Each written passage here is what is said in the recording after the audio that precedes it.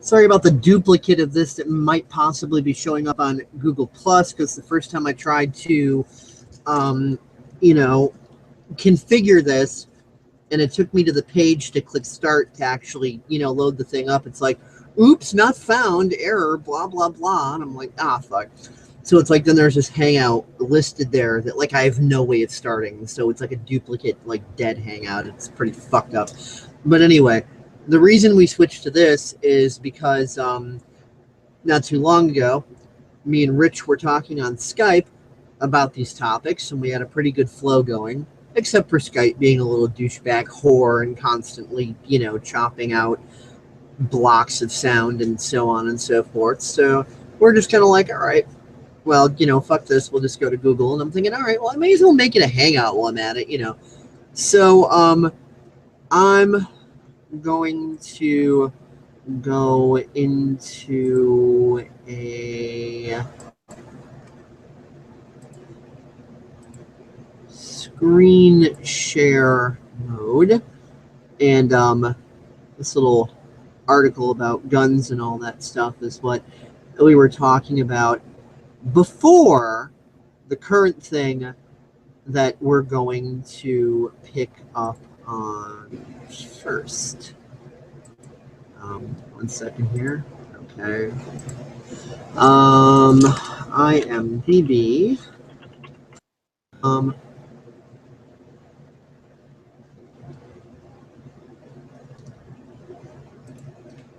REMO. Remo Williams, The Adventure Begins. 1985. It's another one, I guess, similar, you could say, to movies like John Carpenter's They Live, as far as there being a very real and prophetic message that is embedded within the otherwise completely fictional plot. An officially dead cop is trained to become an extraordinarily unique assassin in service of the U.S. president. Anyway, Rich was explaining to me, basically what this movie entailed. Not like spoilers, but, just the basics and what it has to do with, real life and world events and so on and so forth. So I'm just going to let him, restart that from the beginning. But without all of the sound cutting out and other Microsoft Skype generated bullshit. And I'll just, I'll mute myself and let him do that. Okay, yeah. Remo Williams, The Adventure Begins. It's a really good kind of semi-fictional. Well, yeah, it is fictional, but I mean, there's real aspects within it. Remo Williams, it's basically, as the description says, it's a dead ex-cop who basically gets set up. A New York cop was basically just sitting in his police cruiser one night, and about 3 thugs go running on by. So being a cop, he goes in to investigate and gets out of his cruiser and catches the thugs. And then he finds out that the thugs were all on the same team. They were just trying to, for whatever reason, assault an officer or whatever. And so he kicks all their asses and beats them up and, gets back in his squad car and, takes a sip of his coffee. And then the main head agent, who works for a underground secret United States military government branch, who's driving this up-armored truck or whatever, rams his cruiser, and the cruiser goes flying into the Hudson River. And that's where supposedly the cop, being Remo, dies. And 2 officers basically pull his body out of the car before he dies. And they send him to a hospital. They do plastic surgery on him. And, they give him a new name and a new identity. And the old man that he was is no longer there, and he's just a new government agent. And basically he's put into service for the U.S. government to protect the Constitution and fight against a evil military arms company called Grove Industries, which was developing multiple weapons for the U.S. military, prototype rifles, the HARP program, which was basically a predecessor to Star Wars. And Star Wars was a very real thing that did happen in the 80s. That was a proposed idea for satellites that carried onboard lasers to shoot down Russian intercontinental ballistic missiles. I wouldn't even be surprised if we have stuff up there like that in secret they never said anything about. But anyway, it's essentially basically Remo's hunting the head villain of Grove Industries, the head honcho. He's basically hunting him down, and he's going to assassinate him, and basically protect the U.S. Constitution, and fight against corruption and a evil military-industrial complex who's more interested in profits than protecting, the United States. That's essentially the gist of the film, without really throwing any spoilers in there. And there's one line in the movie that really kind of goes along with the whole plot. Basically, Remo is the 11th commandment: "Thou shalt not get away with it." That's essentially the idea, which I always laugh when I hear that, because it's like, yep, But anyway, yeah, it's a good film, and it's very worth watching. It's on Netflix right now if you get the chance. If you have Netflix, you can watch it. And if you don't have Netflix, you can do what Dave just did. You can download it and put it on your computer and watch it that way. But yeah, that's Remo Williams. That's The Adventure Begins. And there's a lot more in the movie that's actually really good and funny. It's kind of a shame that they never really picked up on it and never really went on to make sequels.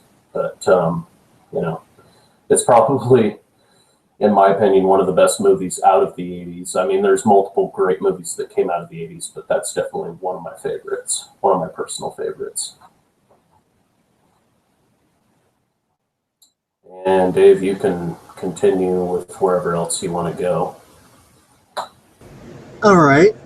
Well, assuming that you're able to see the screen, why don't you, tell me about everything you were saying about this earlier, so that everybody else can know what we were discussing, because obviously everybody else wasn't privy to our earlier private conversation.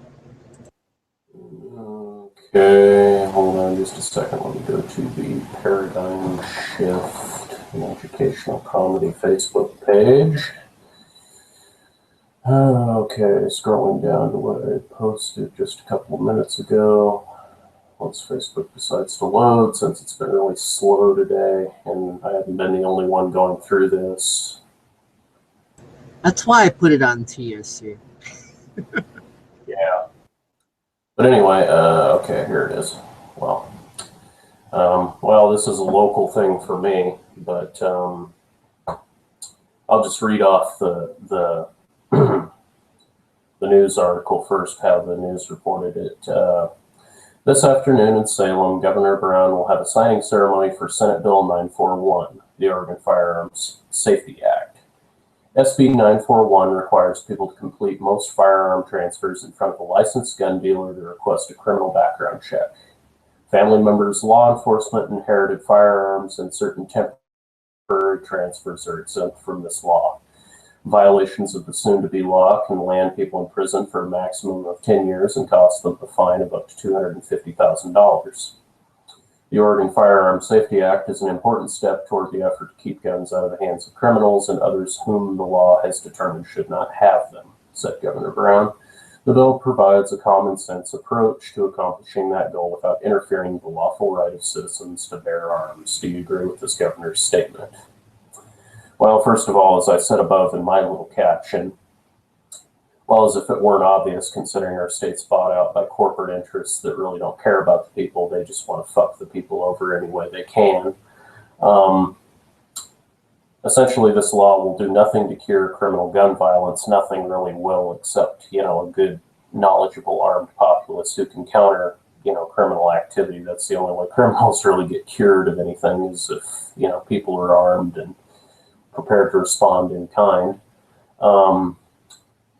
And all this law essentially does is makes it harder for law-abiding, meaning people like me and Dave Kelso, law-abiding, you know, people who follow the law, people who don't want to get in trouble, people who don't break laws. It's going to make it harder for us to partake in our Constitution, God-given, you know, our constitutionally God-given rights to, you know, bear a firearm. Now, yet again, not everybody wants to own a gun, which you don't have to.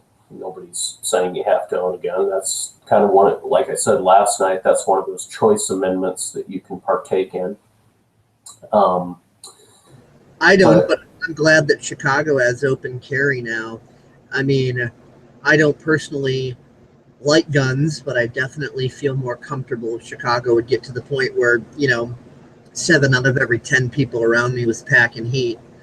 Obviously, most criminals aren't suicidal. So, you know, they're not going to be like, oh, cool, 7 out of 10 people around me probably have guns. I'm going to, like, do something stupid and get my ass blown away right now. No.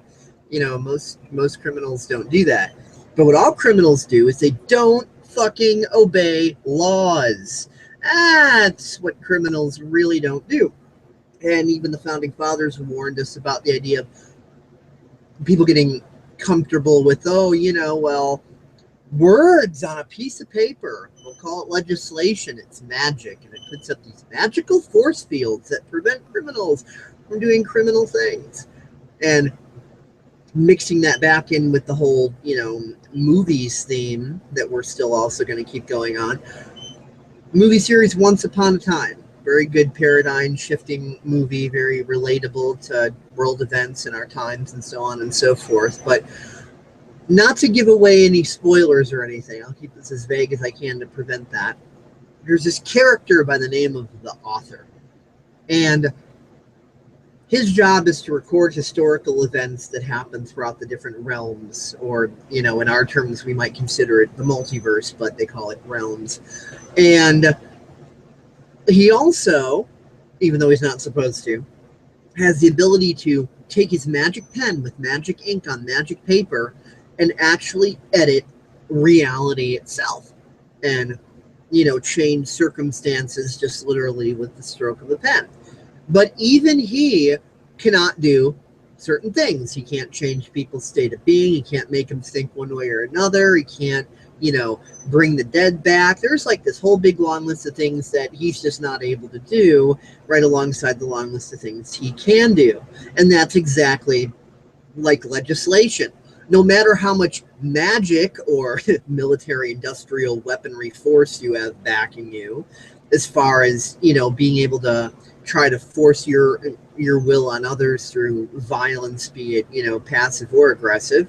Obviously, the author character writing with his pen, that would be passive violence. And a, you know, frickin' drone coming in and blowing away a neighborhood would be, you know, the more aggressive violence. But, you know, either which way, you know, all legislation, all that stuff on paper does is, it's just those who assume they have power just saying, okay, all you people are going to obey, and then all the people just complicitly comply without questioning anything.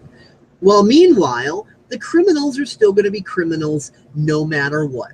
It doesn't matter how hard you might try to make it to get a gun or trade guns or whatever it is. Criminals are always going to find the back door around it and continue to be criminals no matter what. And just to show you who runs things in this country's court system is referred to as the criminal justice system. That is admitting that it's justice for criminals. The criminals run the criminal justice system. It is justice for criminals, by criminals, and the rest of us get the shaft. So people think the system is broken. No, it's not. It's working perfectly.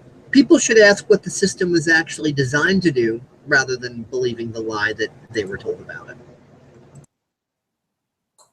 Yeah, precisely. And, you know, as I was just about to say before you went on your little spiel, you know, criminals are criminals for a reason. They do not follow laws, period. They broke the law to begin with. They're criminals. They violate laws laws. That's what they do for a living. That's what they like to do. That's their fetish. That's what they're into. They like to violate the law. And, you know, I don't believe that our representatives are so stupid that they don't know that. They know that. They're criminals themselves. They know, you know. And I was reading comments on this KTVL CBS News 10 Medford article, you know, with the Glock 19 Gen 4 9x19 Parabellum handgun that is displayed in the picture caption. But, you know, people are, let's see, people are saying, you know, like this guy named Rowdy Christian Male. It's kind of a funny name if you ask me. But anyway, he's like, we the people voted the state legislators who passed this bill. You don't like it, vote for a different representative. He fails to realize that both the representatives are both just puppets going towards a common goal, which is just absolute and utter theocratic tyranny. They're just basically two sides to an oligarchy. It's, you know, two different giant corporate funded infested factions going at a, you know, little kid baby brawl fight at one another. But anyway, two testicles, one genital area. That's the political system. Exactly. Basically, he's like, American citizens don't have the right to vote on every single law, which that's not really what's being argued here. There are other proponents saying that people should have voted for this law. We as the people have a right to vote for laws that affect our way of life. That's not just some tiny ass little pizzly ant law, you know. Our representatives are there to represent common issues, everyday issues, not issues such as this that are literally, you know, affecting the lives of many. You know, now if the majority of the people say they want such a law or whatever for whatever reason, then the representatives craft a bill, you know, within accordance to the people's wishes and pass such a law. Okay, that's going with the democratic system. But the thing is, and it's been proven on record, you know, you can look it up on Breitbart, you can look it up on Drudge Report, you can look it up on InfoWars, you can look it up on Russia Today, you can look it up anywhere, that, you know, there were Bloomberg interests within, you know, the last year and a half that have been pushing for anti-gun sentiments in the state of Oregon. The state of Oregon's been coming under full assault by this. You know, I'm kind of unfortunately right now a, you know, recipient of this tyranny, of the barrel rolling that's come through this state, you know, saying, oh, fuck you, you're not allowed to own a gun because of da-da-da-da-da. You know, it's just ridiculous, you know. We, the people, have the right to vote on serious issues. This is a serious issue. The reason why we didn't get to vote on it, and frankly didn't, and a majority of us frankly haven't really heard about it, is because the powers that be know if we were given the choice, we would say no to such a bill, and they just can't have that, you know, because they think they're God, they think they own us, they think we're just their little serfs that can be kicked around and told what to do, you know, and we're not. We never were. We're, you know, we're free citizens in this country, or at least we should be. We're just under a corporate rule tyranny. You know, we're occupied. We've been occupied for the last 135 years at least, you know, by a bunch of crooks, you know. And, but anyway, he continues on, you know, we elect representatives to do it for us. The USA is a representative democracy, not even really understanding what that term means. And then he's basically saying, you don't seem to know what that means or how it works. And it's just, you know, it's baseless, it's pointless. You know, there's no, you know, it's just his words versus an overwhelming stack of evidence. I mean, you know, I could just go on and on and on, you know. But anyway, you know, it's just another example of, you know, the abuses and usurpations that have occurred, you know, like the long list that is in the Declaration of Independence. Hell, you could even craft a new Declaration of Independence. You could take the original blueprint document. You could literally take out some of the words, replace them with modern words and phrasings. You'd have a completely new document, but it would still be the same exact message.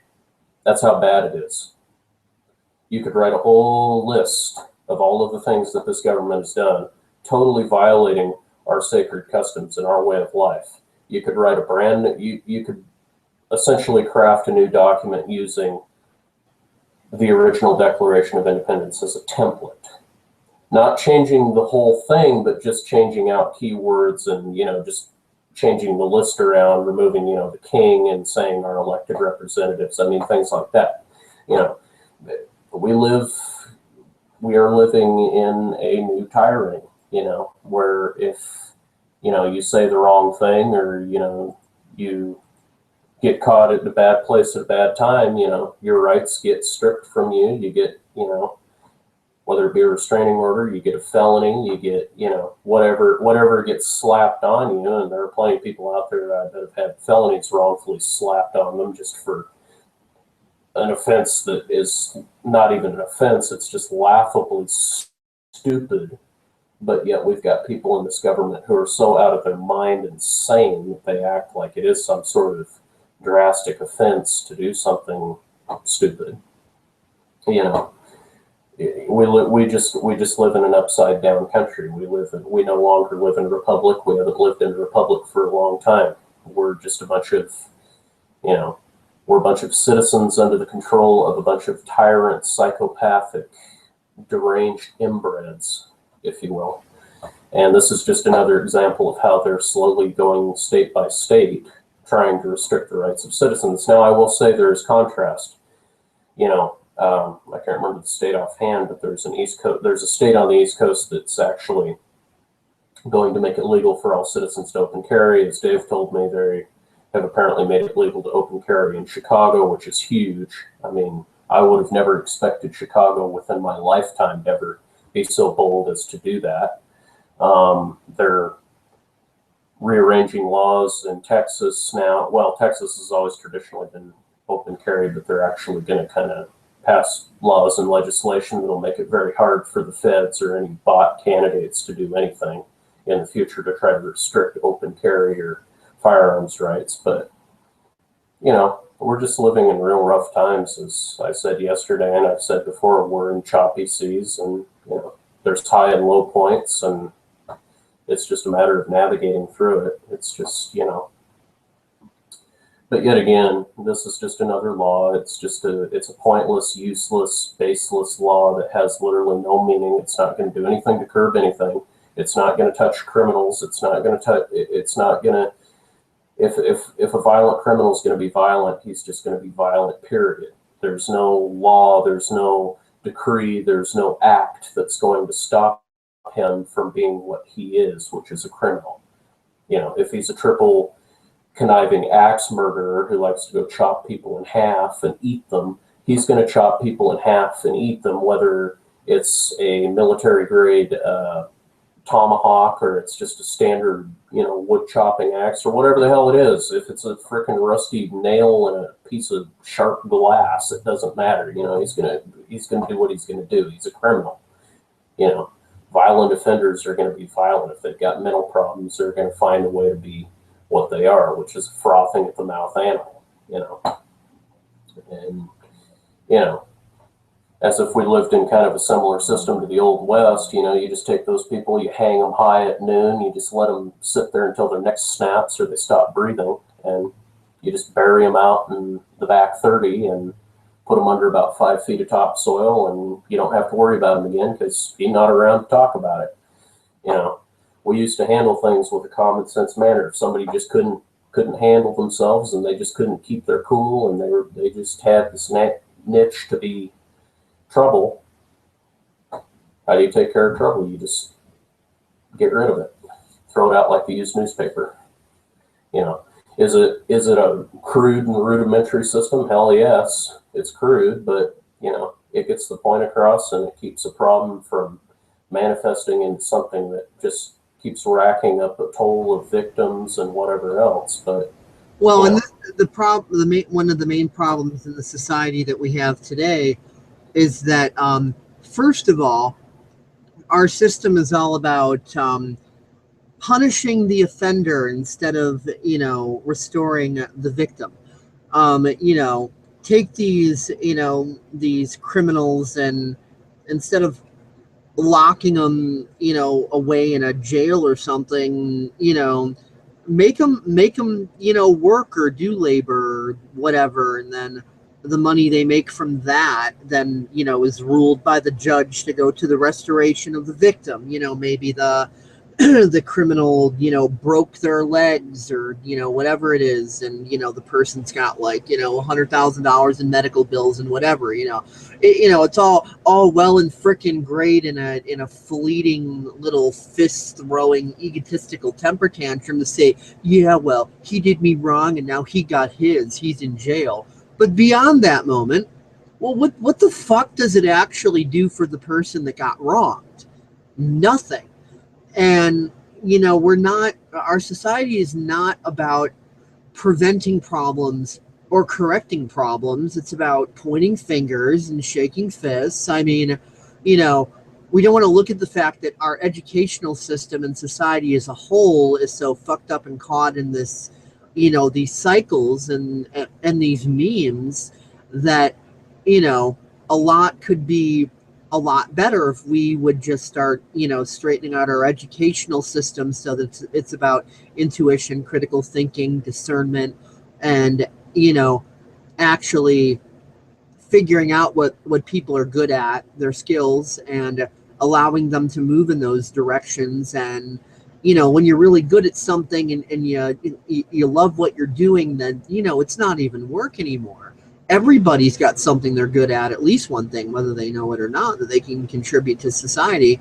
And if we lived in a society like that, there'd be a lot less criminal behavior, because we wouldn't have all these, these ghettos and gang wars and, broken families and, all this and that, where everybody's so stressed under this, frickin' tyrannical system that all they want to do is, after working, 8 to 12 hours in a day, come home and veg out on the TV for a few hours before then going to bed and doing it all again. And then God help them if they have a family on top of it. The marriage ends up disintegrating, and the relationships between the parents and the kids ends up going to shit. And, it's just like this repeating cycle. And, if we would just kind of put an end to these cycles, there wouldn't be nearly as many criminals, because most quote unquote criminals aren't even really criminals. They're just people who had a bad break in life, and people only know how to operate based on that which they know. I mean, you don't know what you don't know, and you know what you know. So if all someone knows is purely based in survival, kill or be killed, steal or go starving, that doesn't make them a criminal. That just means that they've only been taught one thing. So the solution here is educating them, because even someone in that situation is not going to be ungrateful if someone were to come up and be like, hey, I see you're on hard times, and you've probably done a bunch of not so Well, but another thing I wanna mention though is they have been doing programs like that where they've been educating, multi in and out of, maximum security prison jails. They've been giving these people high school degrees and all that. That doesn't solve the problem. no, I'm not talking about that. I'm not talking about that. I'm talking about paradigms, not book knowledge. Book knowledge is like legislation. It does nothing. Well, I'm just talking about, school and all that I know. stuff. Well, I'm just saying. I'm not. I'm not. Well, hold I agree on. with you. That wouldn't solve anything, and that's great, because that's totally not what I'm talking about. Okay. Well, you just kind of, the way you're phrasing it sounds like you're talking about that. No, I'm totally not. I'm Okay. As long as you cleared yourself up, that's okay. I'm just saying. I just want to make that point. I'm just saying what's going to solve the problem is when we hold, the globalists accountable, who have been funding the war on drugs, that has in turn been funding the gangs and the corruption and the street violence. That's where it all roots from. And that and then they fund the other side, the United States government, which is just a giant frickin' overbloated corporation that is trying to getting rid of everybody and taking the globalists to task is not going to erase the mental malware in your own head, Larkin Rose. I know it's not going to. I'm just saying where the problem lies. Where the first problem lies is, you got to destroy the command. You got to cut that chain of command and get people freed up so they do have because as things stand now, you become part of some gang somewhere. If you don't beat to the gang's tune, they're just going to kill you.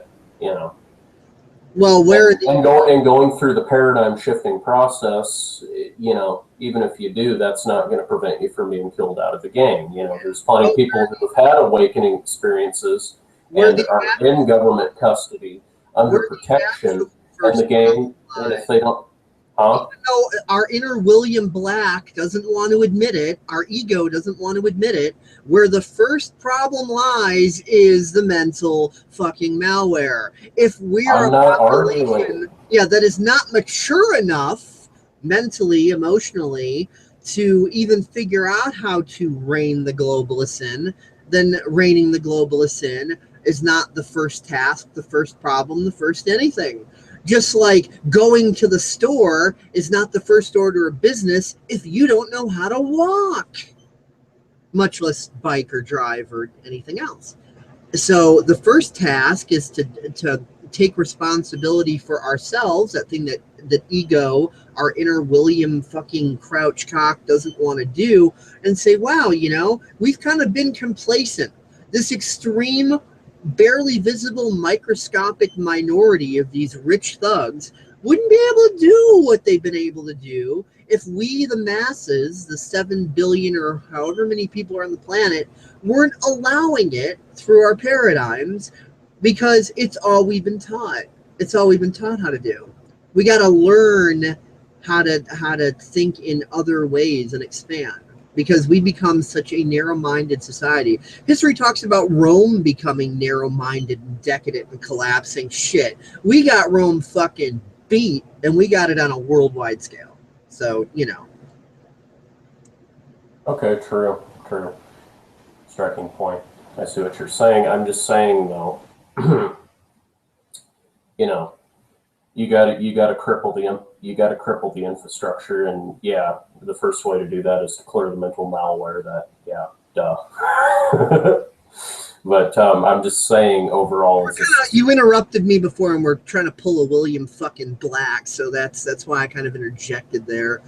You've been in that a little bit of that mood today, I've noticed. So, just kind of interjecting. And what I was saying earlier, as far as correcting problems at their source, it's a grassroots thing. If you take someone who's maybe done some shady shit to survive, not because they're a bad person, but because they're in an environment of kill or be killed, steal or go starving. I mean, I think any of us in that situation, what would you choose? Survive or die? So I think we'd all choose survive. That's a pretty inherent human thing. So yeah, a lot of these people, if you were to just kind of take them and just be like, hey, I understand what you're going through. You've probably done a bunch of nasty shit. I don't care. It was just for survival.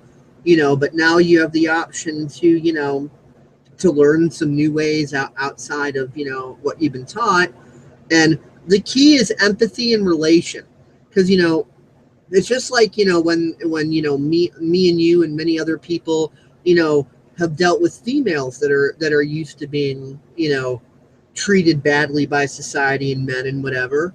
A nice guy comes up, they not only do they not know what the fuck to do with that, but they don't believe it's real, because that's not within their their knowledge base. It's not what their life has been. It's the equivalent of coming up and asking them to believe in the tooth fairy. It sounds patronizing. Only when the guy can show that they can relate and empathize with the female, which requires a lot of patience and requires a lot of allowing the girl to have her tantrums and lashing out and whatever, and then you show her that, hey, it's I understand what you're going through, and you empathize instead of criminalize. Eventually, by being the change, by being that observable example, her neural networks start getting reprogrammed a little bit, and she starts to see, oh, okay, not all guys are scum. And especially if you're talking to her about, critical thinking and discernment, and encouraging her not to believe or disbelieve you, but to just question things, and to use the brain that God gave her, there you go. Well, it's the same type of thing with criminals. If and I'm not talking about the nasty, evil ones, quote unquote. I'm talking about the ones that are just trying to survive, that wouldn't be criminals otherwise. If you go up to them and say, hey, well, whatever you've done in the past, it's cool, clean slate, we're going to teach you some easy ways to, be a better person and, survive better without living the way you've been living. They're going to interpret that as if you're walking up like, hey, guess what? I've got an opportunity for you to believe in the tooth fairy. They're not going to believe it, because that's the wrong approach. The right approach is to empathize with them first, respect that, they've had to do what they've had to do, respect that they're going to be in disbelief, respect that at first they're going to think you're full of shit. They're going to think you're just another fucking charity worker that's trying to convert them to some other mindset or whatever and use them. And at first they're going to be like, nah, dude, fuck you. So you got to kind of keep the empathy going and the compassion going, and show them. And by compassion, I don't mean huggy, kissy Valentine's Day. Compassion is just that idea that, you can put yourself in someone else's shoes, that, you understand that if you were in their place, you might have ended up much the same way. So when you could start on that grassroots level, and then those people start to take a chill pill, then they're a bit more open to what you have to say and about your ideas. But if you're coming up basically with a polite version of, look, bitch, I'm right, you're wrong, and you got to do what I say now because you got to stop being fucking criminal, and they're going to look at you like the Nazi that you are and be like, fuck you and your Nazism. So, if we got more compassion, more empathy, more cooler heads, and working to deprogram the malware and garbage, and get people to think critically and use discernment and intuition and creativity, and just restructure everything they think about reality, but, on their own terms, with that critical thinking, not that, okay, here's your new reality, I'm going to hand it to you and you obey me or you're going to be punished. Not that, but a real, expansion, a real learning process, not what the educational system has done, not the fucking my way or the highway. Reality is what we say it is, and if you dare question it, then fuck you, then we'll start to get somewhere. And I think we've been starting to do that on the internet, with discussions like this. I'm sure there's plenty of people who use the internet that are in not so great situations, that are in survival modes, and maybe they've had to steal and maybe even kill to survive, that are online watching videos like this because, they got their Obama phone or whatever, and they're watching this, and maybe they're thinking, these guys might have a point. Maybe I should look into more of this critical thinking stuff. Maybe our complacency has allowed a small group of fucking scumbags to completely dupe us, and maybe it's about time we take back our own power, so then we can eliminate the problems in a calm, rational way, and not in a way to where we just destroy civilization again and come up out of the ashes to again just do the same old shit, same old mistake, same old thing ad nauseum. You know what I mean? Yeah, I see your point. Yeah, I mean, really, when I think about it, I just, prime example being myself, here, and when you live a normal life and you just kind of grow up, in a standard kind of nonchalant way, nothing too drastic, or you haven't really had to make hard choices. But when you grow up with a life of nothing but hard choices, and you make hard decisions that are literally life and death decisions, that can kind of fuck you up, and you just kind of are what you eat. And if your environment's just nothing but shit, and that's all it is, well, what do you expect the person to turn into? Now, there are those rare cases that have enough mental maturation to realize, hey, this isn't the only route, fuck this, I'm out, and they run away from it, and build their lives. I've seen people in examples of that, people who look for, who just have this innate sense of there's something better out there. This doesn't have to be the only way. But for those who are complacent, it's like, yeah, the real beginning process is realizing that where it all starts is within inside each and every one of us. And most average criminals, most average street thieves, or gangsters or whatever, they're just normal people like everybody else that who have been dealing with a multi-generational manufactured and globalistly created underclass, that kind of comes out of the last 40 years of degradation, if you will. It's just kind of that low income housing, free handout type stuff, and they don't really know how else to survive but to, do what they do, which is, either steal or, kill someone or do whatever the hell it is that they have to do to, make sure that they live to see the next sunrise the next morning, And when you don't live that lifestyle and you don't really know anything about that lifestyle, and this kind of ties into literature, if you've ever read the book, To Kill a Mockingbird, by Harper Lee, you don't know a man unless you walk a mile in his shoes. Well, that does apply to reality. That applies to life. If you haven't been in somebody else's shoes where you've had to make hard choices and hard decisions, and you don't know what somebody else has felt, whether they felt horrible on the inside, they felt violated, they felt, whatever, because they had to make a hard choice, but they had no choice to begin with, because if they didn't make that choice, they were pretty much dead. The gang lords that take care of them take out the garbage, if you will. Yeah, I mean, in the criminal world, it's kind of a dog eat dog world. If you don't do what the mob bosses say, you're pretty much SOL. You're dead. You're out of luck. There's just nothing else. It's kind of like the Orion Syndicate in Star Trek. It's the same type of stuff. It's that dog eat dog type world. Once you get initiated into the syndicate, that's pretty much a blood brother relationship, much like gangs in LA or wherever else around the planet. It's that kind of commitment. And if you so much as sneeze or betray the syndicate, they take care of you, like yesterday's newspaper, and they make sure to make an example of you. This is what happens when you're not completely loyal and unquestioning. But yet again, all of those organizations, all of those things, they do come out of, they're just manifestations, different manifestations of the same problem that society's going through.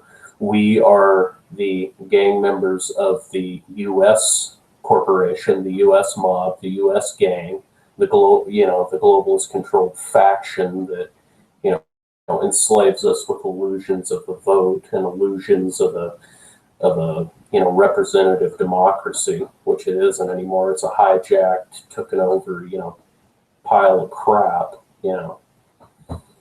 and really, in a sense, those people are just within a faction. They've got their citizenship under the Crips or the Bloods or the West LA or whoever the gang is, that they're affiliated with. That's kind of their citizenship, their family, and they're slaves to that. And they're slaves to that because of their complacency, because they're not willing to look for something better, because they've been taught that, life is pretty much the same old meme: misery, suffering, nothing good, just the same old human nature, dog eat dog, if we don't do it this way, we're dead, blah, blah, blah, the same old survival story. And yeah, I hadn't really thought of that until, Dave brought up that striking point, but no, that is true. The first way to get to the store is to, learn how to stand up on your own 2 feet and take a few steps and, learn how to walk before you can even think about learning how to operate a clutch and, turn over an ignition switch to start a car and drive down to the store, So, yeah, I mean, if such examples like that, if people started having their own kind of awakenings and realizing, hey, there is something better. The gangs would collapse themselves overnight just because people would awaken to their own potential and realize, hey, we don't have to live like this. We don't have to live in human trafficking and deplorable conditions where we're selling drugs and prostitutes and illegally obtained firearms and ammunition and whatever else they sell, wherever they sell it, we don't have to live this way because there's a better way, and, we have the capability to do things in a better manner than, what we've always been taught that we have to do things. And society's kind of slowly starting to go through that transition right now, but it's going to take time, and it's going to be a painful process, and there's going to be a lot of death, and there's going to be a lot of blood, and there's going to be a lot of misery / happiness and everything else along the way. I mean, there's going to be contrast, and, it's just going to be a mix of emotions and experiences and feelings and ups and downs and lefts and rights and any other direction you can contemplate or imagine. It's just, the only way to climb out of a hole is to realize you're stuck at the bottom of one, and, you got to figure out where the first ledge is to grab onto to start climbing out. You can't just, magically levitate out of the 40-foot hole in the ground. You got to kind of, realize you're there and not be complacent that you're there. You got to realize, hey, there's a beautiful piece of land that is up above. I need to get back up to the surface level. And the only way to do that is to take initiative and realize that you're stuck there, and you need to, it's up to you as the individual to get yourself out of it. Nobody else is going to be throwing handouts to you to get you out of it. You got to be willing to take that initiative and grab the bull by the horns, if it were. But anyway, yep.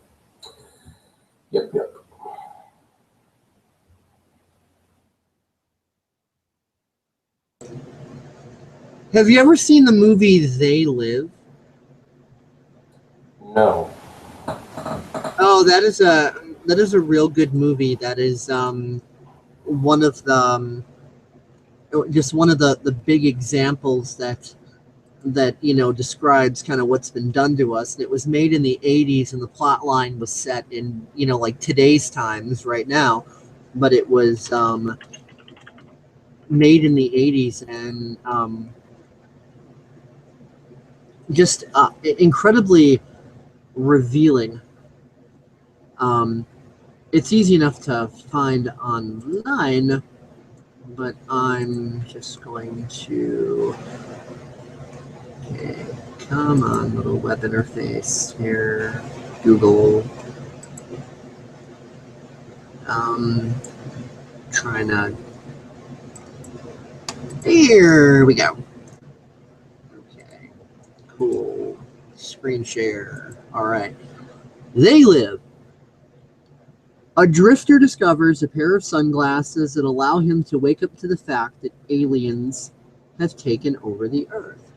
Now, of course, that plot line is completely fictional, but the way they represent it and the way they do it, I'm going to see if Google can help me find some frames or illustrate the point.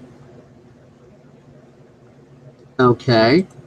When he puts on the glasses and he looks at all the advertisements and all the signs around him, this is what he sees. Work 8 hours, sleep 8 hours, obey, consume, watch TV, buy, submit, sleep, marry and reproduce. There's some others. Here's a bookstore. Do not question authority. Stay asleep. All these different doubt humanity, no thought, consume, submit, no thought, obey and conform, sleep. And of course, you see what the aliens actually look like in the same hypnotic trance that, keeps them from seeing what all the, advertising they're being bombarded with does to them. that same, you know, technology of illusion is also used to make, you know, these human-like but still obviously not human, you know, creatures appear, you know, as if they're human. So you see it here with police. There's a cop. You know, you see it here with politicians. You know, there's someone up there. Yeah, vote for me. Obey. I'm your overlord. Yeah, you know. So yeah, the glasses and the faces, and it was made in the 80s, but it's extremely, you know, prophetic to our times now, and it's talking about our times now. And you know, I'm not going to get into the discussion of whether or not ET may or may not be involved in what, but it's definitely true that the educational system has our minds so narrowed, and that narrowing has been done based on a lot of research by the quote unquote elites into psychology. I mean, you've got the nephew of Sigmund Freud, Edward Bernays, who, you know, was an elite, and he said to his fellow elites, he's like, it's our responsibility to control what the masses think and feel and like and do, because according to the belief system of the elites, if they don't do that, then the world's gonna be destroyed and everything will come crumbling down and everything will go extinct and it'll be a disaster. So they're incredibly afraid and insecure, and they psychologically project that, and they get really control freaky, thinking that they have to control everything and everyone on the external in order to have control over their own lives. And that if they don't be responsible for the greater good of humanity and enslave the population and make them dumb and obedient in order that they don't rise up and destroy the planet in their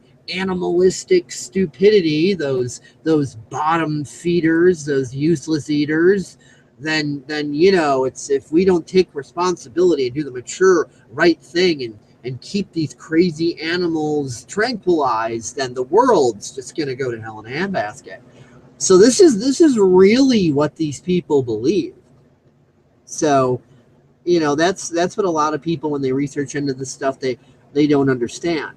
You know, it's not about a bunch of guys in cloaks, you know, sitting around a table acting like the fucking Joker on Batman. We very much have a very narrow, you know, television, I'll get you next time, gadget, you know, sort of view of the world, as if good and bad is so black and white, that we don't realize that this is just a group of people that are caught in some very insecure, nasty paradigms, and they just so happen to have, you know, a lot of money and resources that their families obtained over generations to be able to do a lot more damage than, you know, the average, like, you know, say ghetto person could do. I mean, you know, what can an insecure, you know, psychologically and emotionally sick, whacked out, you know, criminal control freak mindset do with limitless money and resources, you know, versus somebody with the same mental and emotional sickness, but you know, they're in the ghetto, they don't have any money, you know, they're just, they're living day to day, they're stealing just to be able to eat, you know. Obviously there's going to be a difference in capability between these two groups of people.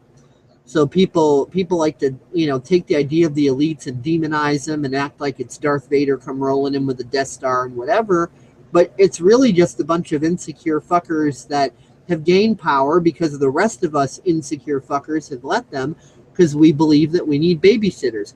We've actually bought into the same beliefs that they have, that without overlords, society will destroy itself. So we've got the same belief system as they do, just from the other side of the coin.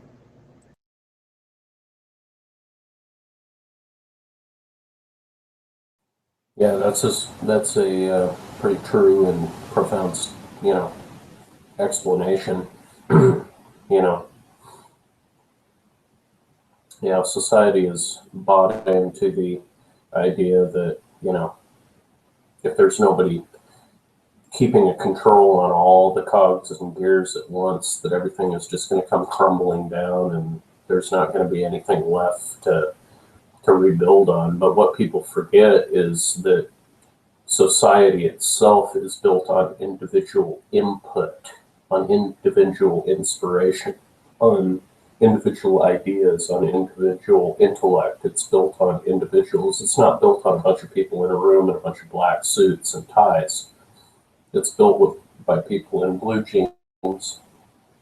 And, you know, that's what society is made on. It's not made on, you know, a bunch of banksters on Wall Street. It's not made on a bunch of people in some palace in Europe. It's made on people like you and me. That's what society was built out of. That's what society will, or civilization as it will eventually become, is built on. It's built on individual initiative, input, inspiration. It's not built on anything that any elitist does or, you know, puts into the planet. The elitists just basically kind of like leeches suck off of, you know, the class, off of the middle and lower class. That's all they do. They kind of just take a free ride, if you will, on the hard work and creativity of average individuals. But yeah, I pretty much agree with what you said, and that's all I really have to say.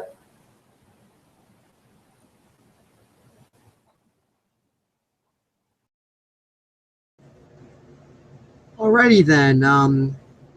I guess at this point, the only question now is, any other like really good movies, you know, or TV series or whatever that you could think of that are not only entertaining, but, you know, they help to kind of deprogram people and, you know, help them paradigm shift. And, you know, there's a lot of valid stuff that, you know, is within the otherwise completely fictional, you know, plot lines.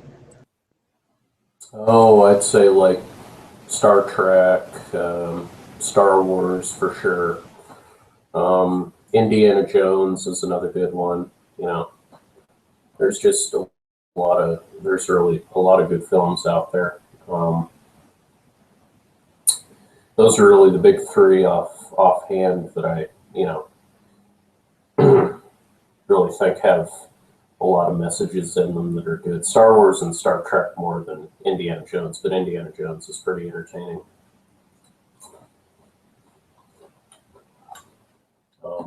But not any offhand, either than those.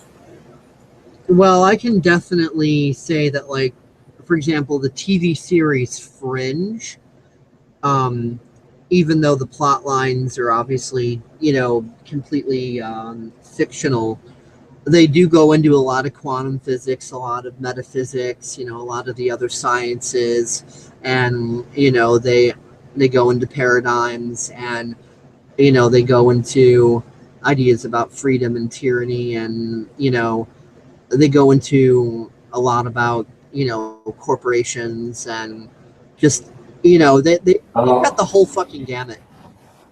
Oh, you just reminded me of one. It was aired a couple of years ago. Unfortunately, it never really picked up because I think it was too much of a whistleblowing operation. It was on ABC. It was called Last Resort. It was about a nuclear missile submarine that was out in the Pacific that was basically given orders to nuke Pakistan to further the interests of the military-industrial complex. They refused, and basically they became an enemy of the United States. And for, you know, like 3 or 4 weeks, they went against the U.S. It's a one series show, but it's a really good show. They had to cut it short because it was pulling too many whistles at once, and the powers that be didn't really like it. And it's not on Netflix, unfortunately, but I believe you can probably find streams of it online.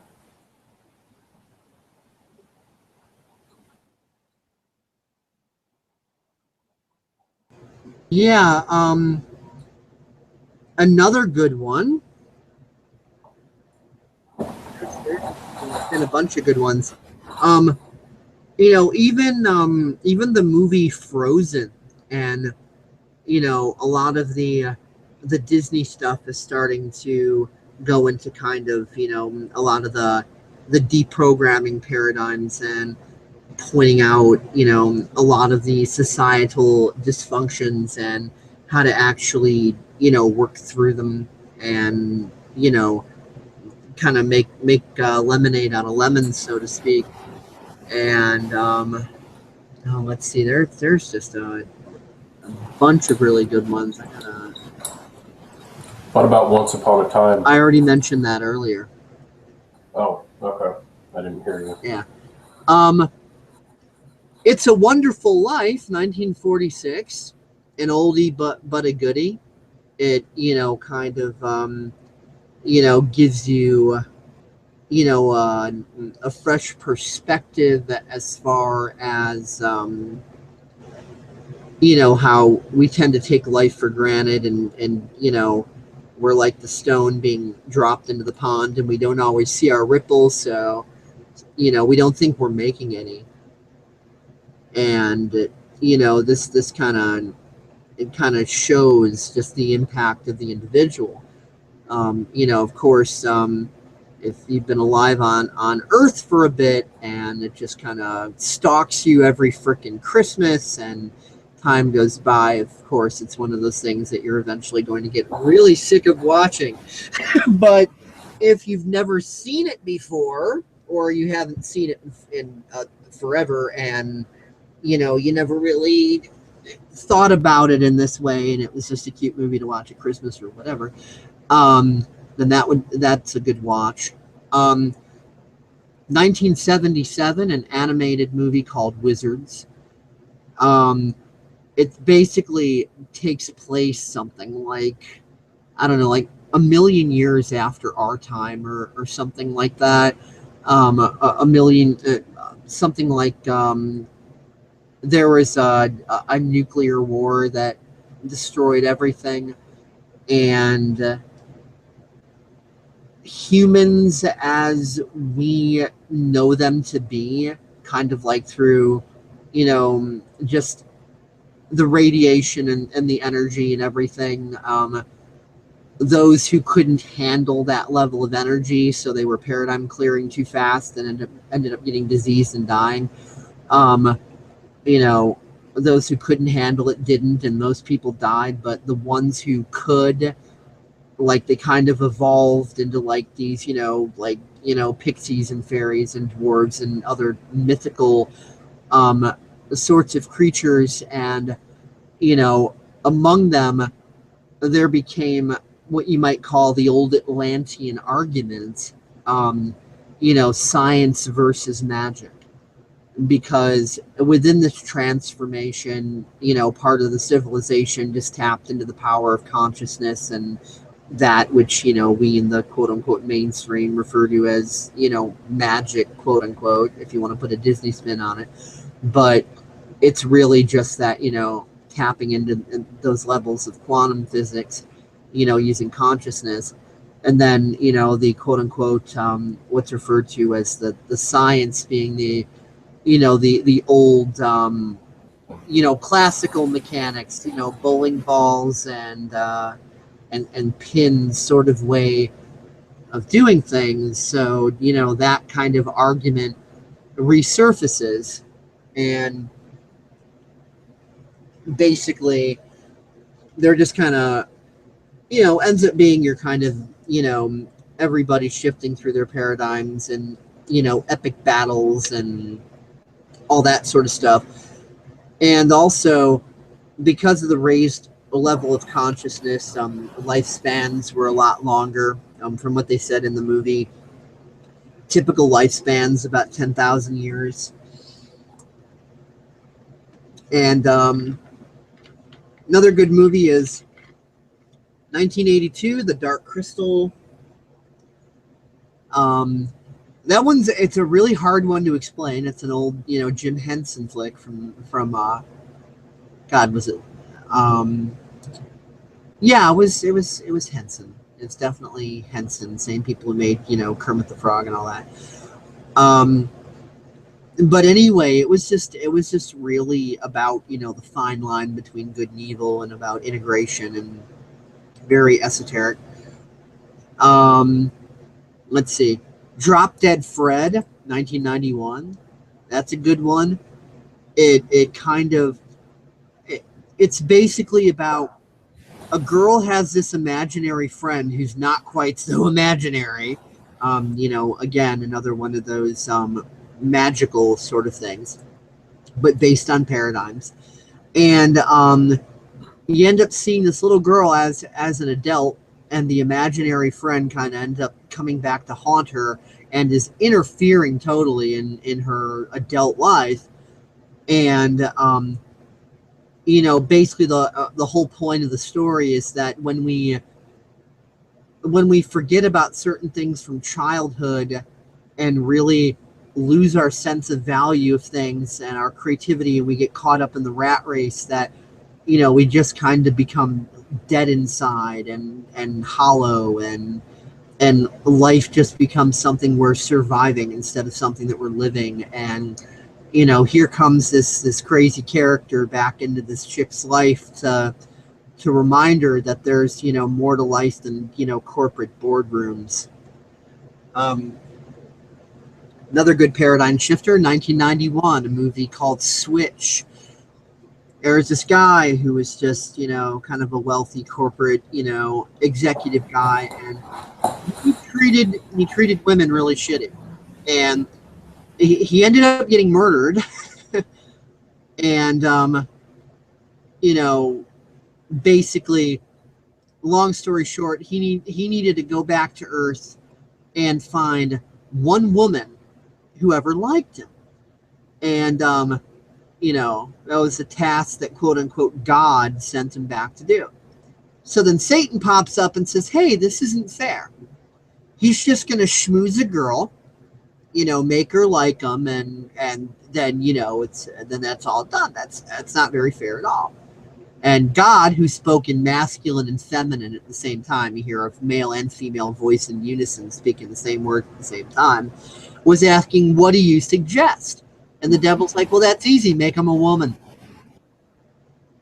So it's like, it's real funny, he wakes up and he gets up and he tries to go to the John and notices that, there's no penis there anymore, and then looks in the mirror and screams. And,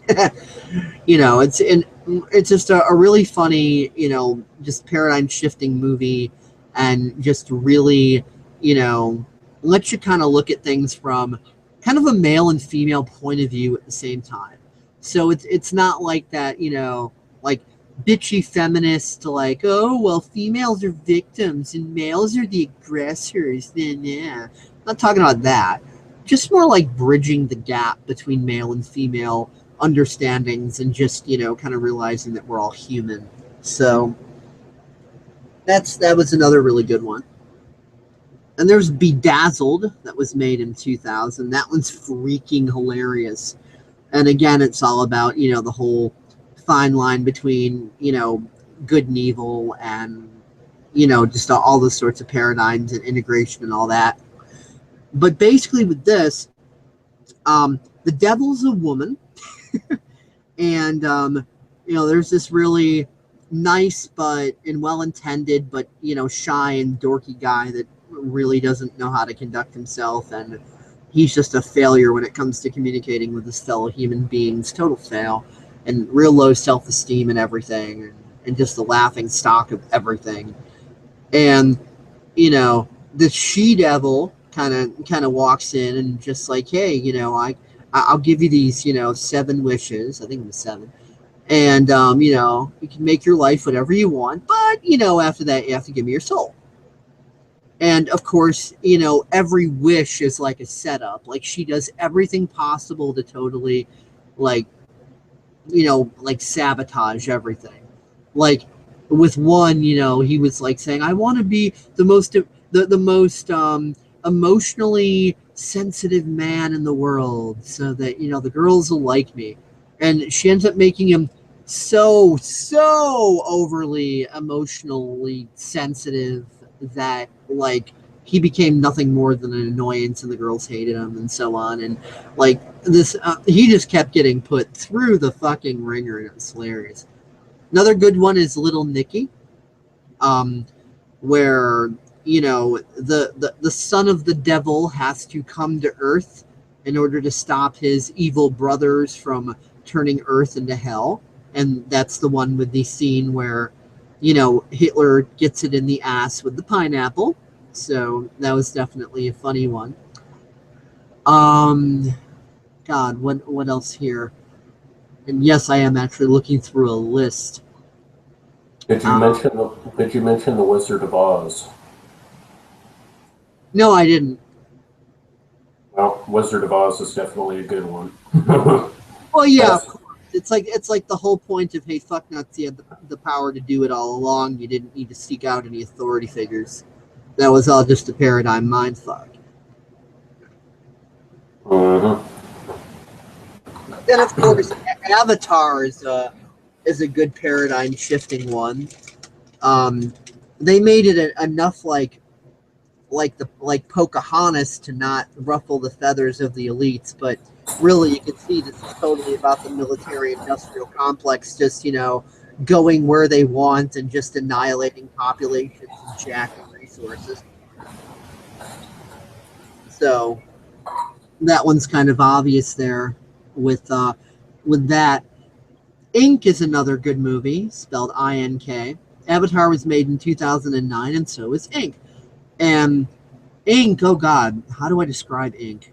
It's really, really difficult to describe, but it's really cool when it comes to paradigms. Surrogates, 2009. That's another really, really good movie because it's about the idea of surrendering your power by living vicariously through technology. I mean, technology is all well and great as a tool, but when you become the tool of the tools, it's just not cool. 2009, The Invention of Lying, with Jim Carrey. I think it was with Jim Carrey. Or maybe it was with somebody else. Was it with Jim Carrey? Or am I thinking of Liar Liar? I might be confusing that one with Liar Liar. But yeah, The Invention of Lying is about a fictional world that looks a lot like this one. But the only difference is there's no such thing as a lie. Everybody tells the truth about everything. And then this guy discovers lying. And it's just like, like there's this one scene where it's like he walks up to this beautiful woman and he's like, look, there's an emergency. She's like, what? And he's like, if you don't have sex with me right now, the world is going to end. And she's like, oh my God, well, we better get to it then. It was just really funny. And it also kind of, mimics the idea of like what society tells you is true is true and never question it. And that the idea that your leaders could be lying to you or anybody could be lying to you. Oh, that's blasphemy, Oh, you should also mention WALL-E too. WALLE. Yeah, that was another good one. God, I've seen it. I forgot all the I still remember all them the pretty good. specifics, but it's definitely like a view of humanity through the eyes of robots, very innocent, childlike robots that serve humanity. And the robots aren't like, really mistreated or anything, but humanity has gotten like so, like literally fat and lazy that like they're all on like these freaking like hover couches and shit and zipping around everywhere. And they live their entire lives just like, 8 zillion freaking pounds in these hover couches and just like zipping around everywhere. And they're so muscularly weak and so ominously fat that they can't even walk. Like if one of those hover chairs accidentally tips over, then like the robots need to come and like put the human back on this hover chair thing. Otherwise, the human won't be able to go to the shower units or to eat or drink or anything. If that human was just left there, they would die. They become just so completely helpless. So yeah, that was like an interestingly fucked up movie. Well, it just kind of states the obvious of if we become too complacent and too reliant, that's kind of what you turn into. That's kind of what the globalists want you to turn into. Yeah, they just want you to be, you know, jacked into a machine and performing your function as a part of the machine. But with this scenario, there were no thin and healthy and fit globalist elites running everything. This is just what the entirety of humanity had just kind of sunk to, regardless. So it's like everybody was well treated and basically happy, like blissfully. But it was a very like bottom level happy, like a very, very basic diluted version of happy. And they didn't know anything else. They didn't know that there were greater levels of happiness. They didn't know about things like accomplishment. You know, they didn't even know about taking a fucking walk down the street. You know, they were just so fucking screwed. Mm-hmm. Yeah.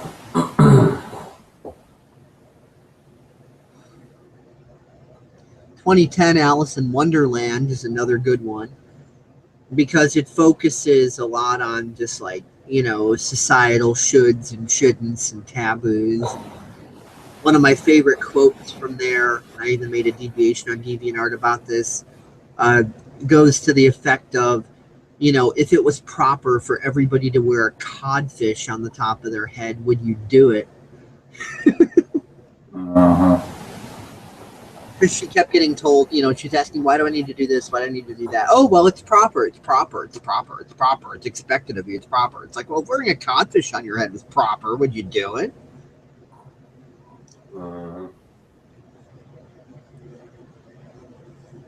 Oh, let's see. What's another good one? Inception is another good one. Made in 2010. And that really goes into paradigms and about, you know, illusions and reality and stuff like that. And about how easy it can be to confuse the difference between what's imagined and what's real. So that's like a pretty cool eye-opener. Let's see.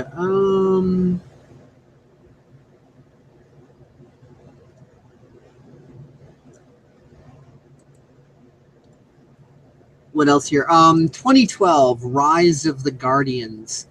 Let me see. Wait, which one? Or am I confusing that with? I just want to make sure that the name of the movie and the movie I'm actually thinking of is one and the same.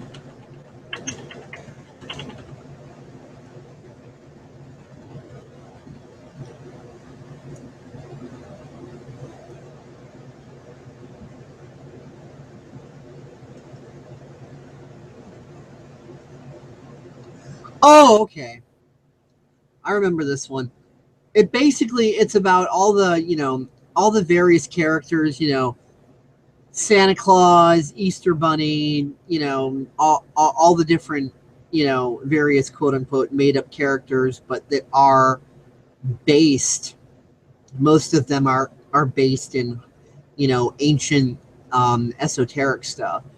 So it's really an extremely esoteric movie. So like if you're expecting Santa Claus and the Tooth Fairy and the Easter Bunny and all that to be like, you know, your typical like what you're used to. Think again. This is like moody asshole Santa Claus and little badass ass kicking fucking bunny rabbit, and this is like a freaking shit serious movie, and the whole thing surrounds the idea of our belief systems construct our reality around us, and exactly what paradigms have to do with how society turns out. So this isn't like Rudolph Saves Christmas and it's all cute and whatever. This is like a really like serious as shit movie. Let's see. 2013 Elysium. That's a really good one. Obviously, that's a typical, future scenario, globalist elites type of thing. The majority of the people get to live on a trashed planet with really inferior healthcare and all that. It's a total tyranny, whereas the minority elites get to live in Elysium, which is a space station that orbits Earth, and it's got this Oh, I just remembered a really another good film. Gattaca. It was on Netflix. Have you ever heard of Gattaca? sounds vaguely familiar. I don't know if I've ever seen it. Well, anyway, it's about Gattaca is essentially this place. It's a really good film. It's a really good film. It's basically where designer babies become the new way of doing things. Genetic selection, all of that stuff. Eugenicism on steroids. There's no longer natural conception. It's all artificial. You go to an office, they take a sperm sample from the male and they take an egg sample from the female, and they genetically, it's not them controlling the traits. They're just making sure that your child has the best traits. Like they're smart, they're super fast, kind of like, if you know Star Trek references, basically they're making Dr. Julian Bashirs. They're making super smart. They're basically doing it for the benefit of society, not as a tyrannical thing. But anyway, there's this kid, he grows up to be a man, but anyway, he's got a brother who was and he was a genetic baby. He was naturally conceived, which is kind of a freak of nature thing in this society. And he's basically got to struggle with the likelihood that he's 95% likely to die from heart cancer. And, they basically calculate all of these inevitable risks and variables by being a natural born baby instead of being, genetically modified. And they treat it as some sort of taboo if you do things the natural way instead of actually doing it the societally approved way. But anyway, all of the genetically modified people get to go to Gattaca. They get the best jobs. They get the best schooling. They get the best of everything that the world has to offer. And people who are naturally conceived are basically are a slave underclass that basically get the worst jobs. They get all of the intermediate stuff like janitor and things of that nature. So it's a really good whistleblowing movie, and basically what happens is the natural born guy basically builds himself up. He basically does an illegal thing. He saw this. I can't remember specifically. I haven't watched it in a while, but he comes across this one guy who is willing to sell his genetics, and by sell he means basically skin samples, urine samples. This society, they constantly analyze your genetics through urine samples and things of that nature to make sure that you're you and not some imposter or whatever. That's how they take security on that very seriously. So blood samples, everything. So basically this guy makes a lifetime supply of blood samples, urine samples. He basically sells himself to this guy, and he basically goes under the fake alias of this guy who is a world famous soccer player who secretly had a really bad accident, and basically he was constricted to a wheelchair, and so he basically sells himself to this guy so he can continue on in his legacy. And he basically rides off the back of this guy in a good way, and gets into Gattaca and becomes an astronaut and all of that stuff. And some of his coworkers eventually find out he isn't who he says he is, but they support the fact that he's doing what he's doing. He's basically standing up for himself and basically saying that just because I may not be genetically perfect doesn't mean I'm incapable of doing something. So that's kind of the idea behind that film. It's a good film.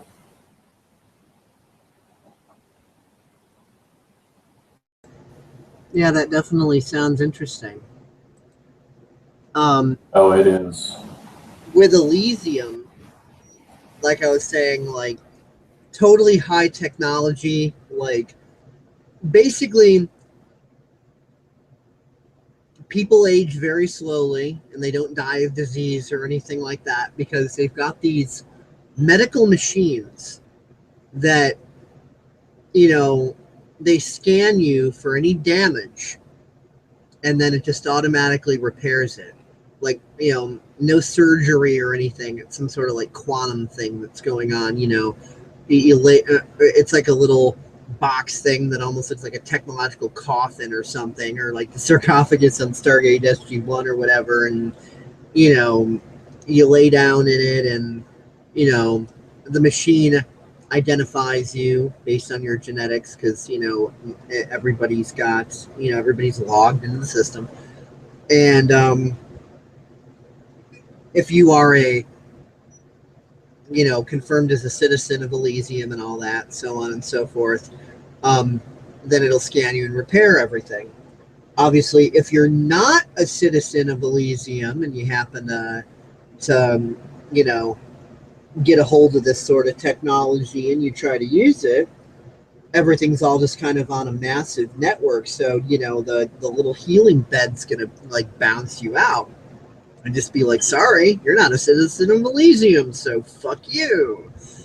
So yeah, it's very, very interesting. And, this one guy is, he's basically, because of the way the system is, I'm not going to, give any spoilers, but let's just say through a series of events, because of the way the system is, he ends up with like, only a few days to live or something like that. And, he wanted to make his last few days on Earth count for something. I mean, he was hoping to maybe get to use one of those biobed thingies, but he knew that the probabilities of that were going to be slim because, just him and these other people were just pretty much leading an assault on Elysium, and their primary goal was to reprogram the computer so that every citizen on the planet is registered as being a citizen of Elysium, so that automatically, all the medical robots, because everything was governed by robots and artificial intelligence and stuff that quote unquote took care of the people on Earth and so on. So that these medical robots would just click in and see the statistics that there's all these people on Earth that are in need of medical assistance and fly down there with the biobeds and stuff and do their thing.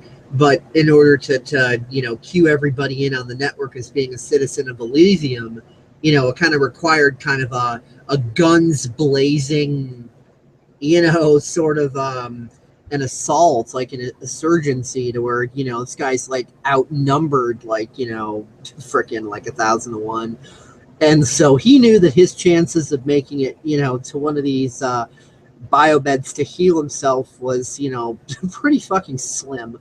But at the very least, he wanted to go out doing something that makes a difference.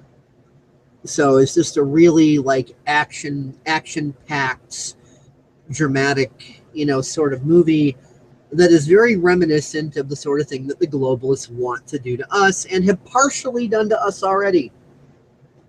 If you're not registered as a citizen of Elysium, you're not registered as a globalist elite, then you are denied the best healthcare, denied the best resources, denied, all the things that are just regular, humans have a right to have, but you're denied it. And, you got to deal with food stamps and Obamacare and a shitty economy and war and genocide and all this other stuff, So we're like halfway there already.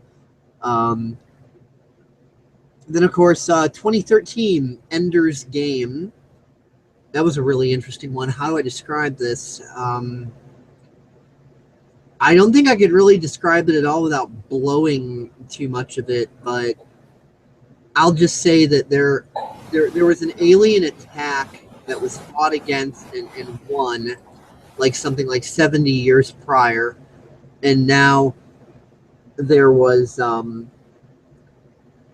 since then they developed better technology and humans could, travel through space and all that now, and they found the home planet of these, this race that had invaded 70 years ago, and they were worried that, it seemed like they were amassing for, another attack, and, trying to figure out what to do about it and whatever. And a lot of the stuff that that went down in that was really all about, like that's, again, that fine line between good and bad, and, all this, the brainwashing and authoritarian stuff, because it became a very fear-based, authoritarian society. But like under the guise of like, oh, we're patriotic and everything's all good and we're all happy and we love everything and everything's fine and, all that. 2013, Epic animated. Basically, again, that similarly, deals with, mainly paradigms in regards to perceptions and prejudices, and just kind of blowing a lot of that out of the water.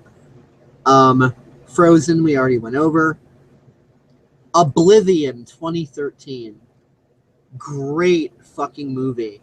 I can't even say too much about it without totally blowing it. Like, that movie is mindfuck after mindfuck after mindfuck after mindfuck. But I will say that it's just it takes place in a in kind of a post-apocalyptic world. There was like an alien invasion sort of thing, and it's the aftermath of that, and so on and so forth, and trying to take what's left of the human race and make the best of things, and so on and so forth. But not everything was as it seemed, not by a long shot. And it just gets into mindfuck after mindfuck after mindfuck after mindfuck, and there's all these paradigms, and just like, yeah, I can't really say too much more without giving some serious spoilers that wouldn't be fair to give. 2013, The Secret Life of Walter Mitty. That's kind of a funny movie. It's not really action-packed or all that dramatic or whatever, but it just kind of cover the topic of, we have more potential and more capability than we think we do. And this Walter Mitty guy just ends up in a bit of a bind, and just kind of hits his fuck it point. And he decides he's just he's gonna be all he can be, and I don't mean in the army sense, but he's just gonna give it his full, and he's gonna face his fears, and he's gonna do whatever it takes to to do what he needs to do. And he has like this crazy adventure and this total like unfolding, and basically he becomes the person, the type of a person and personality, and the person who does these things that he's always wanted to be and do, but never thought he could.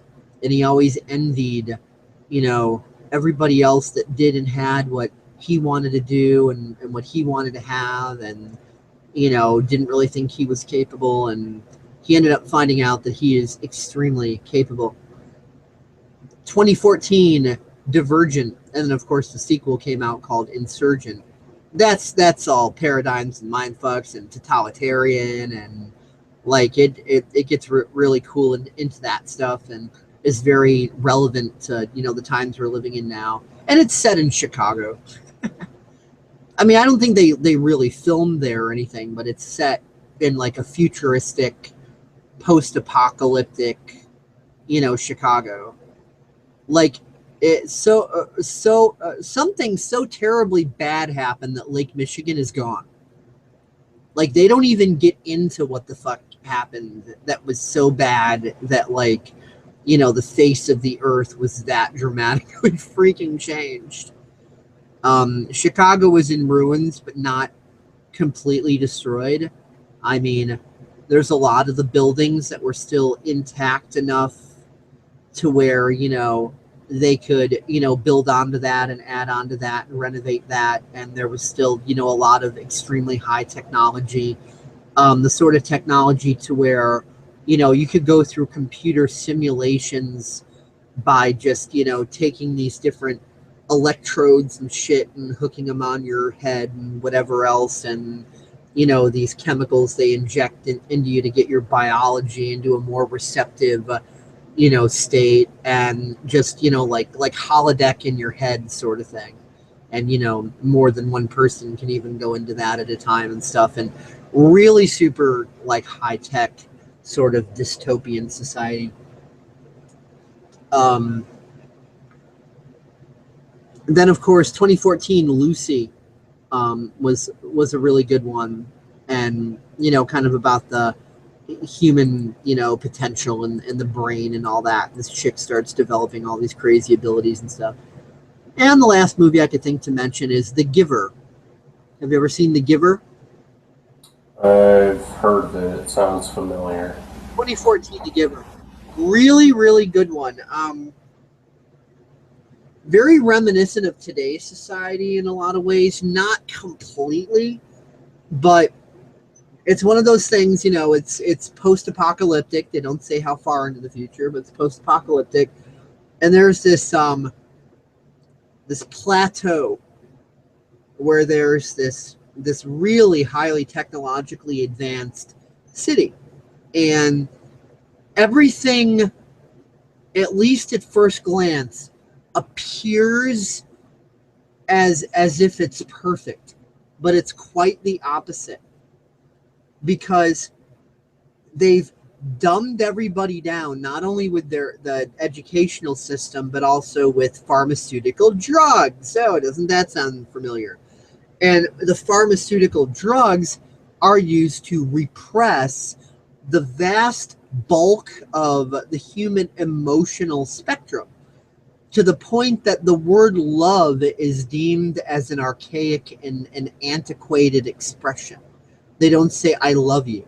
That they can say that they're proud of what somebody has done, and they feel really good about what happened, or they feel accomplished, or they feel satisfied or happy, or that that they can't say they love another person. They don't feel that. It's just like they can say that I feel that your presence in my life has been mutually beneficial and rewarding, and I definitely want you to continue to be in my life because that's it's really working out well, and I'm really enjoying what has come of that, and I look forward to more, and so on and so forth. But really, really like materialistic shopping mall, very surface level emotions that our society encourages us to be repressed into. And funny thing is, just like our society, they don't even know that they're being put in that position. Most of the people don't know the effects of the drugs. They don't know anything of what society ever was or could be. Knowledge of past history is forbidden. Gee, doesn't that one sound familiar too? It's just this total illusory reality And I'm not going to get into the specifics because I don't want to, give anybody spoilers. But basically, you know, there's people who occasionally start to come on to the truth of things and try to break out of it and intend to set everybody free. And it really tends to not work out. It happens very rarely, but the system quells that dissension. And it's so sick that people don't even know what death is. All the babies are genetically created, of course. Did the whole genetic modification thing, and birth babies are not with birth parents or anything like that. It's all like machine assembly line sort of stuff. If a man and a woman get along well together in a cohabitation, and they decide they want to be mentors to the next generation, then they can submit a form or whatever to be considered as candidates to be given a child, and so on and so on and so on. And it's so numbed down that they have no clue what death is. When people hit a certain age, they euthanize them, but they don't call it that. I forgot what they call it. I think they call it leaving to beyond, or something similarly phrased, and they don't understand that means dying. Oh, that reminds me of another good one, Soylent Green. I've Soylent still Green actually never seen it. That's still on my to-do list. Yeah, I haven't watched it either, but I've heard of it. I've seen cut scenes and stuff, but it's essentially where they take old people and they turn them into a popular snack called Soylent Green.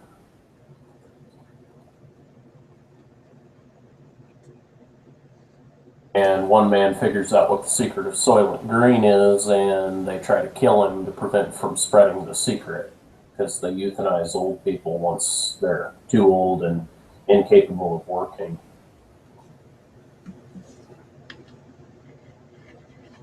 Yeah, really nasty stuff.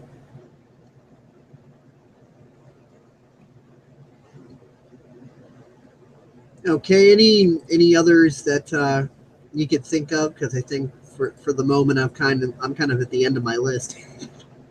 Yeah, I think I've probably gone through everything that I can really think of at the moment.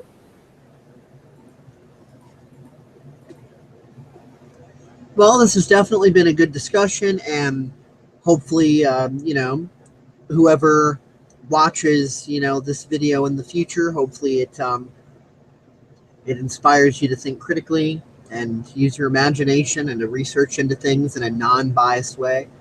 Um, a lot of researchers, they'll only research into what already fits into their current paradigm, and they dismiss anything outside of that. That's not research. That's bad science. um, Terrible science.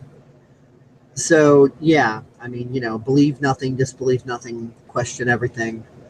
We're just sharing perspectives and doing our best to make you think a bit, and come to whatever conclusions about things that you want to.